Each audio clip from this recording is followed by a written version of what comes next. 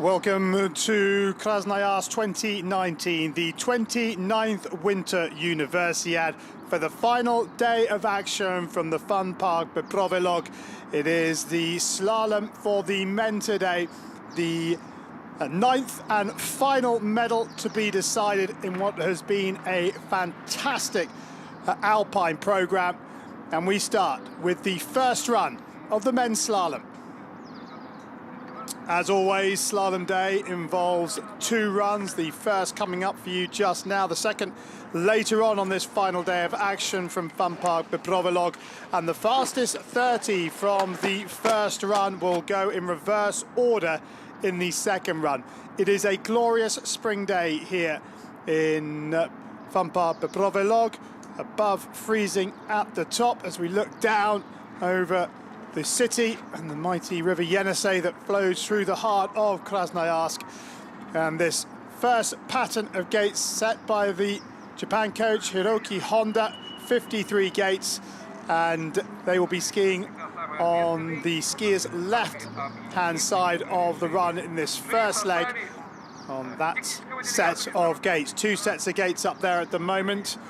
The second run will come down the right-hand side. Well, Russia have dominated this alpine program, and they will look to win their 9th medal and 4th gold. But the top 15 drawn at random, and Nikita Alekin has got to have a very good chance here. He's been skiing very nicely. And then from 16 onwards, they will go in their order of FIS points. In total, we have 93 competitors from 35 countries taking part. Not quite as many as the men's giant slalom, where we had over 100. But just there you saw going through the bottom of the screen, number 47 or 48, Anton Enshadevsky. Well, he skied the second quickest time in the slalom leg of the men's alpine combined to go from 30th to 2nd. So he might be an outsider to watch out for. And as we go through the final pages of the start list, some countries you might not expect to see on the starting list of an alpine race, such as Mongolia and Tajikistan, but they are here and they are taking part. Final day of action means a final photograph for the doctors and the course crew as mementos of what has been a fantastic alpine program. Paco Rassat of France, the next challenge. And Rassat, having seen the first two in front of him fail to finish, might just be a little wary of this pattern of gates set by Honda Hiroki of Japan. Rassat, who skied very nicely in the parallel team event.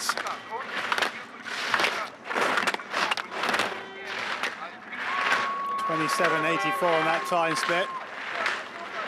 And now he transitions from steep to flat, but still key these turns. We've seen athletes lose a lot of time, predominantly a lot of athletes have lost time, but Rassat 43.32, we'll have to wait and see how competitive that is. Miks Zvezniks from Latvia, the next to go, bib number 9.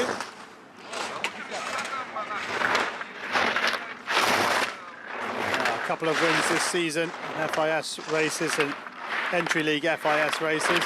And Zvezniks went nicely in the alpine combined, had the third quickest slalom time, but here 27.84. this is a different proposition altogether, this first leg of the proper slalom. But Zvezniks is doing nicely, 0.2 to the right side of the clock. The Latvian getting it all together here. Excellent work. Now can he drive these final turns? This looks very dynamic from Zvezniks.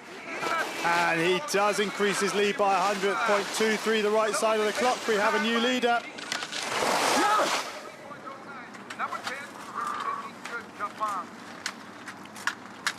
Koyama Yoi. Second at the Youth Olympics in giant slalom, twice a winner in slalom races in the Far East Cup, the latest of which was in Korea back in February. Now Koyama will look to try and take advantage of this pattern of gait set by one of the Japanese coaches. And he looks to be going nicely here, Koyama. And the clock, 27.62. The time split, he's 0.41, the right side of the clock. He's got to keep this together, though, on this transition. Koyama, ooh, somehow stays on his feet, dynamic through that verticale, stops for the line. 0.34, the right side of the clock. It could have been quicker, but he'll be happy with the lead. Richard Liegeb from Austria, 8 winners. Oh, 8 times a winner, I should say, in FIS slalom races, the last of which was in January 2018 in Austria. Part of the Austrian team that won the Parallel Nations team event. Here's the first tricky turn, and again the outside ski being bounced around. Liegeb on full-out attack mode here. Attack being the best form of defence from the Austrian, 24 years of age.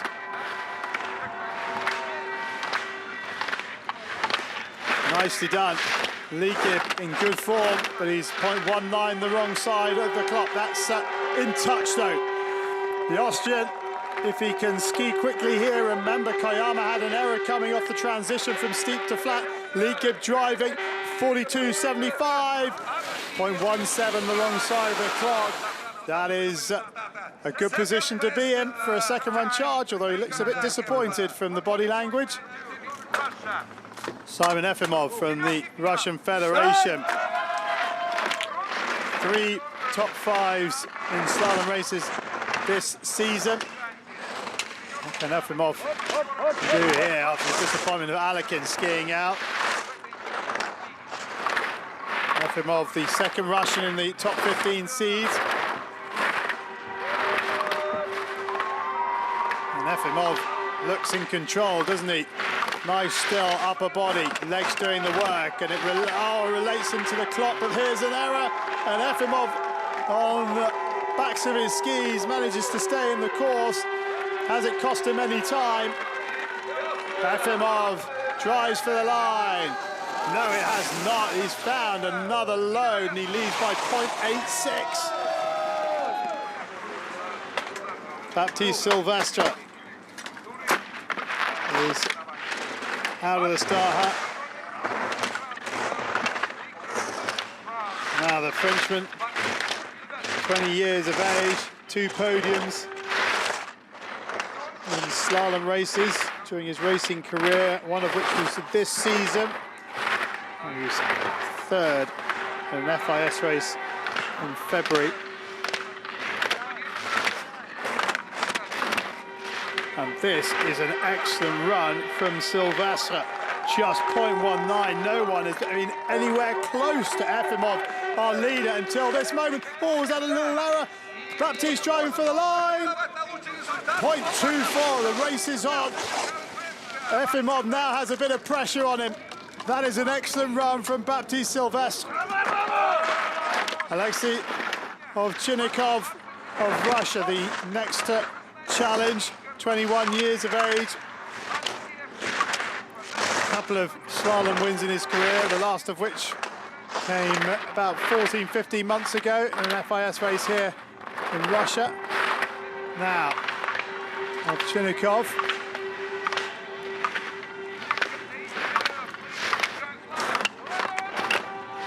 .97 off the pace.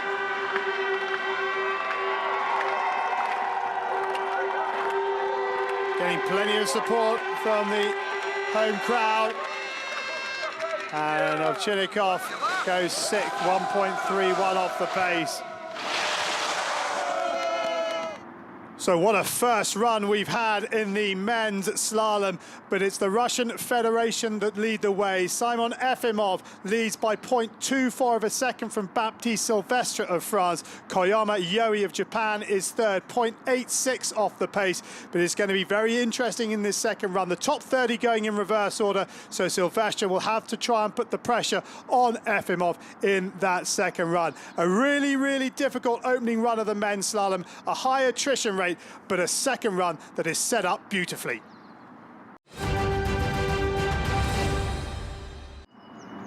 Well, the 93 competitors from the first run have been whittled down to 47 in this second run from 25 countries. And remember, the fastest 30 from the first run go in reverse order. Well, Loic Lecalec from France has set this second pattern of gates, 54 in total, and I'll be fascinated to see how they fare on the third and fourth gate, which are set very, very straight down the full line. They'll be having some incredible speed, you feel, come the fifth gate. Let's see how they fare. Klinsky then gets us underway, 4.04 slower than our leader Simon Efimov from the Russian Federation. The Russian Federation with 8 medals, leading the medal table here, but looking for their fourth gold of the Alpine program. And the quickest was Simon, but he just a little bit of pressure on him because number 29 there, Baptiste Sylvestre, 0.24. Sylvestre coming down bib 26, an excellent run from outside the top 30. And you just wonder whether or not that might just play on Efimov's mind as he waits at the top of the hill. 20-year-old Wakatsuki Hayata, 15th quickest after the first run, has an advantage of 0.2 of a second over Jesper Persson of Sweden, our current leader in this second run of the men's slalom. And Wakatsuki into the rhythm nicely. A mistake in the first run costing him the chance of a medal. But this is an opportunity to show us what he can do, and this is dynamic, quick slalom skiing from Wakatsuki. If he can keep it together and stay upright, this should be quick at the time split, you feel, and it is 0.47 from 0.2 to 0.47. Wakatsuki is flying here. Now can he generate pace on these bottom turns? We've seen some racers get 0.53 on these bottom turns. Wakatsuki gets 300ths and he leads by half a second, 1:29.46, the new best time. Yannick Dobler of Switzerland, 1900ths of a second, his advantage over Wakatsuki, our leader in the finish area. Oh, Dobler just about makes the blue gate. And what we've seen in these runs so far, that mistakes higher up the challenge don't seem to have so much of an effect on the time because of the steepness and the slickness of the track. Racers have got away with errors up the mountain as opposed to further down the mountain. On this occasion, though, Dobler is a quarter of a second the wrong side of the clock, but that's gettable on these bottom turns. 0.53, the most we've seen gained on the bottom here. And Dobler finds time, goes second, but he doesn't find enough time. Daniel Paulus of the Czech Republic, nearly a third of a second in the bank over Wakatsuki. Oh, Joel Kohler, sorry, in the finish area. Kohler.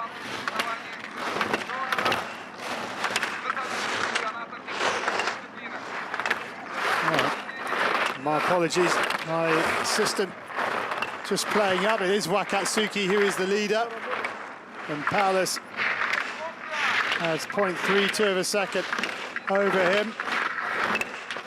That's now 0.22 the wrong side of the clock. So the 24-year-old Paulus needs to really drive these bottom turns,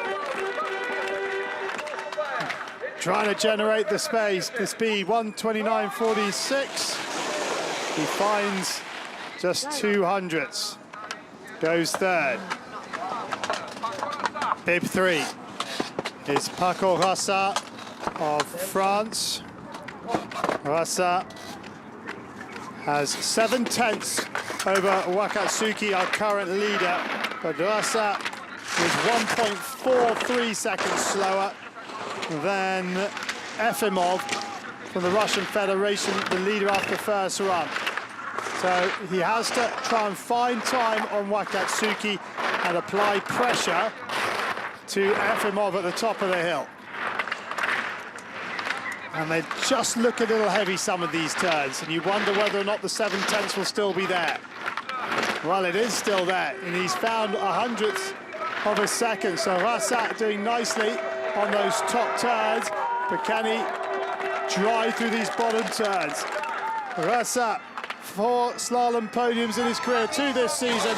He finds time, and he finds 39 hundredths to lead by 1.1 seconds. Richard Leitgeb of Austria, a gold medalist in the parallel team event, 4th fastest after the first run. He has 0.4 in the bank over Rasa, our leader, but he was 1.03 slower than Efimov after the first run. So Leitgeb, the 24-year-old, 8 slalom wins in his career. Can he dig deep and find a super second run here at Bobrovelog?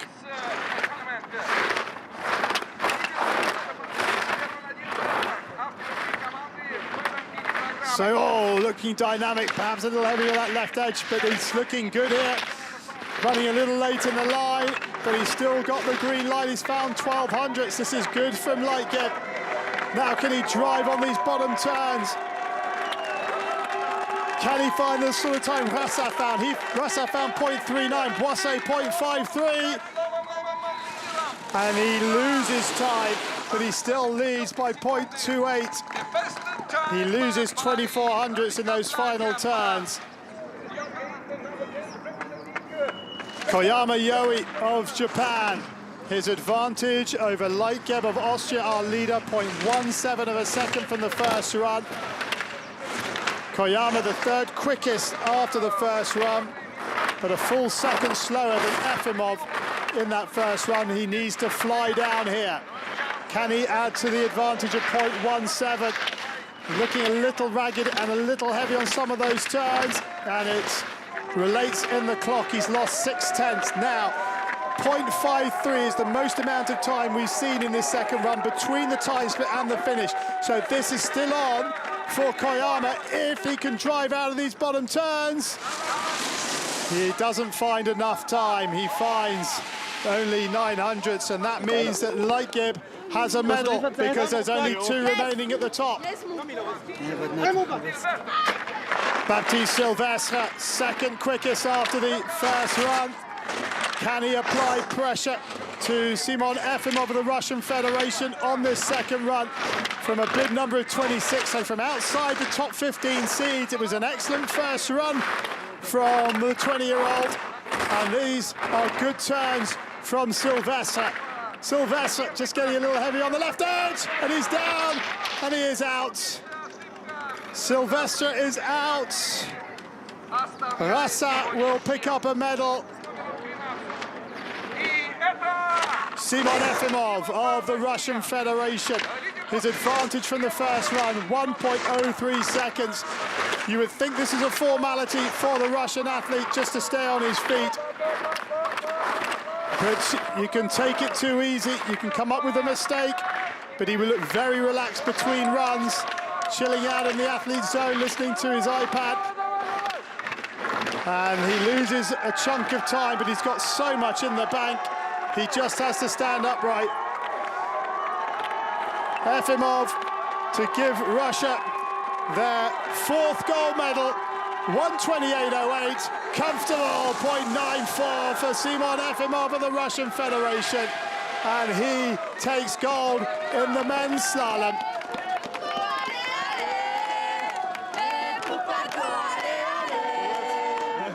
Well, that concludes the Alpine program at the 29th Winter Universiade, and Simon Efimov of the Russian Federation takes the 9th and final gold medal, 127.14 his time. Richard Leitgeb of Austria, the silver, Paco Raussin of France taking the bronze.